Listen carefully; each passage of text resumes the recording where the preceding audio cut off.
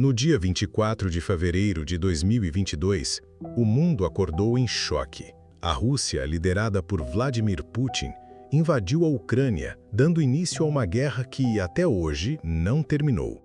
Para muita gente, parece só mais uma disputa entre países vizinhos, uma guerra territorial como tantas outras da história.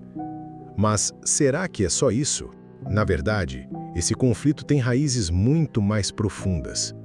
Uma história que envolve séculos de dominação, resistência e identidade nacional.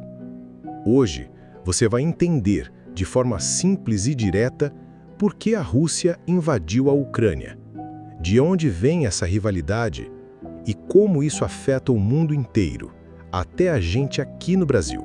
As origens históricas, irmãos separados. Para entender essa guerra, a gente precisa voltar mais de 1000 anos no tempo. No século IX, surgiu o Reino da Rus de Kiev, um estado eslavo que é considerado o berço histórico, tanto da Rússia quanto da Ucrânia. A cidade mais importante desse reino era Kiev, hoje a capital da Ucrânia. Era um povo cristão ortodoxo, com língua e cultura próprias. Com o passar dos séculos, o reino foi destruído por invasões mongóis, e no norte surgiu o Grão-Ducado de Moscou, que viria a se tornar o Império Russo. Enquanto isso, a Ucrânia seguia dividida, sendo dominada por poloneses, austríacos, russos, lituanos, quase nunca teve independência real. A dominação russa e a tentativa de apagar a Ucrânia. No século XVIII, o Império Russo passou a controlar grande parte da Ucrânia. E aí começou uma campanha pesada de russificação. O idioma ucraniano foi proibido, nomes de cidades foram alterados, a cultura local foi reprimida. Mas o povo ucraniano resistia, guardava suas tradições em segredo e mantinha viva a chama da identidade nacional. A União Soviética e o trauma do Holodomor. Com o fim do Império e a Revolução Russa, a Ucrânia tentou se tornar independente.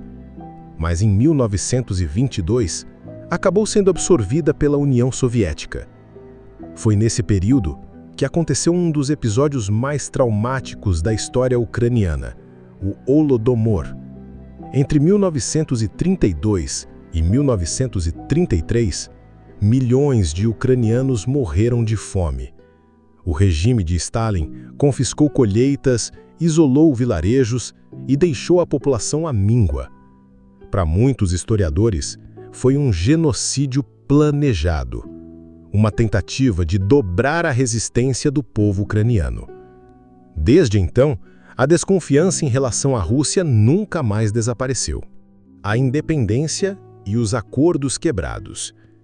Com o colapso da União Soviética em 1991, a Ucrânia finalmente se tornou independente. Ela herdou armas nucleares e, em troca de entregá-las à Rússia, assinou um acordo. A Rússia prometeu respeitar sua soberania e integridade territorial. Prometeu, mas não cumpriu. Mesmo após a independência, a Ucrânia continuava dividida.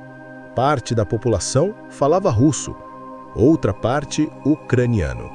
Alguns olhavam para a Europa, outros ainda se identificavam com Moscou, a ascensão de Putin e a retomada do poder.